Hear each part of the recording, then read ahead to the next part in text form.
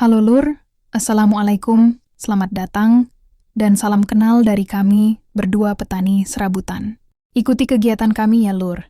Ini aku berinisiatif memindahkan tukulan tanaman coplok dari kebun belakang rumah ke lahan yang sudah disiapkan. Awalnya aku berniat mau beli, tapi berhubung sekarang harganya cukup mahal, yaitu sekitar Rp125.000 per kilogramnya. Aku nggak jadi beli. Yang beli hanya adikku saja. Nah ini dia bibit tanaman yang mau kami tanam. Ada bibit terong, kacang panjang, cabai, alpukat, durian, merica, dan kemukus. Sebenarnya aku khawatir bagaimana jika nanti pas musim panen harga sayuran anjlok dan gak laku dijual. Namun kata suami aku, gak apa-apa, tenang aja. Dibagikan ke tetangga, kami menanam beraneka ragam tanaman. Tujuannya sambil mempelajari untuk menentukan tanaman mana yang bagus nantinya. Baru kita budidaya secara maksimal. Sebenarnya lahannya nggak begitu luas sih, tapi cukuplah untuk diolah kami berdua yang hanya perempuan. Udah cukup capek dan menguras tenaga. Walau sebenarnya nggak sedikit yang bilang kami berdua hanya buang-buang modal aja, karena memang sih proses pengemburan tanahnya, atau macul kami suruh orang dan kami bayar. Kata mereka hasilnya nggak akan sesuai karena masih minim ilmu. Apalagi tanaman cabai butuh perawatan penuh seperti halnya merawat bayi. Lah apa iya begitu? Meskipun nantinya hasilnya nggak sesuai.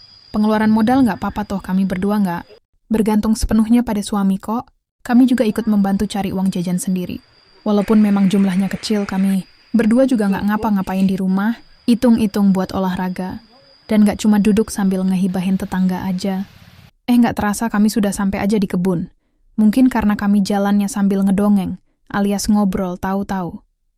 Udah di sini untung aja nggak nyasar. Ini adikku bertanya mau apa yang harus ditanam duluan. Ya aku jawab terserah. Kita pisah, tanam di bagian kita masing-masing. Emang si lahan ini mungkin luasnya 1/4 hektar dibagi 3. Nggak luas kan, tapi tetap bersyukur. Alhamdulillah, sebenarnya lahan ini udah dibagikan ke kita sejak 4 tahun lalu. Semenjak ibu kami meninggal, tapi kami masih enggan mengolahnya, sehingga tetap diolah bapak kami dan ditanami singkong. Namun karena saat panen singkong nggak laku dijual dan sudah ditawarkan ke banyak tempat, produksi olahan makanan. Dari tempat satu ke tempat lain sana-sini tetap nggak ada yang mau beli, meski harganya Rp1.500. Per kilonya tetap aja nggak ada yang membelinya. Karena merasa rugi modal dan tenaga, akhirnya bapakku sekali lagi menyerahkan lahan ini ke kita, agar dikelola masing-masing. Karena kami berdua khawatir dengan kondisi bapak kami yang makin kesini makin tua dan melemah.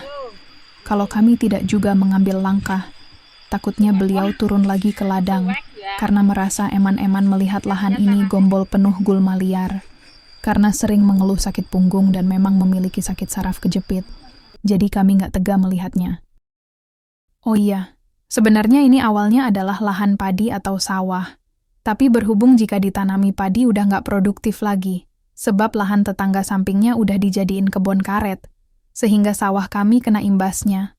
Selain teduh, juga sering kekurangan air. Mungkin karena terserap pohon-pohon karet yang mulai membesar.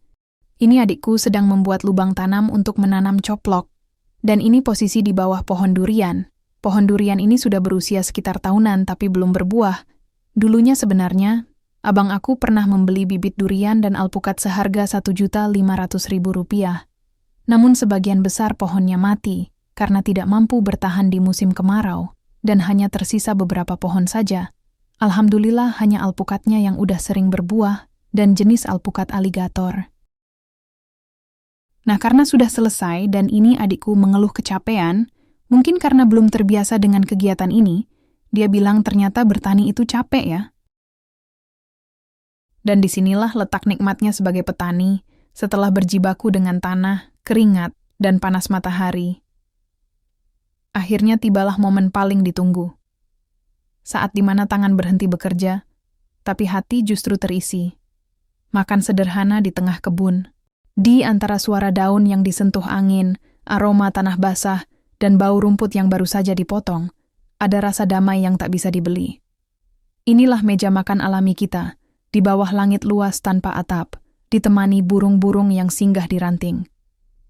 Mungkin hanya nasi, sambal yang dibuat buru-buru, dan lauk sederhana dari rumah. Tapi entah kenapa, Ketika dimakan di kebun, rasanya selalu berbeda. Ada campuran lelah, syukur, dan kebahagiaan yang membuat setiap suapan seperti hadiah. Sambil duduk bersila di dekat bedengan, kita saling bercanda, melepas letih, menertawakan hal-hal sepele. Di momen inilah kita sadar bahwa hidup tak selalu seserius itu. Terkadang, kebahagiaan ada pada hal-hal sesederhana makan bersama setelah kerja di tanah yang kita rawat sendiri. Beginilah hidup di kebun. Capek iya, kotor iya, tapi hatinya penuh. Dan setiap hari, selalu ada alasan baru untuk bersyukur atas rezeki yang tumbuh dari kerja keras sendiri. Berhubung waktu sudah sore, kita berkemas pulang. Perjalanan pulang hari ini terasa berbeda.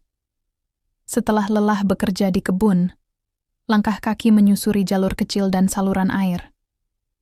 Rasanya hati ini selalu tergoda ingin menyeburkan kaki di air jernih yang mengalir ini, aroma getah yang samar, tanah yang lembab, dan cahaya jingga yang menerobos sela-sela daun karet.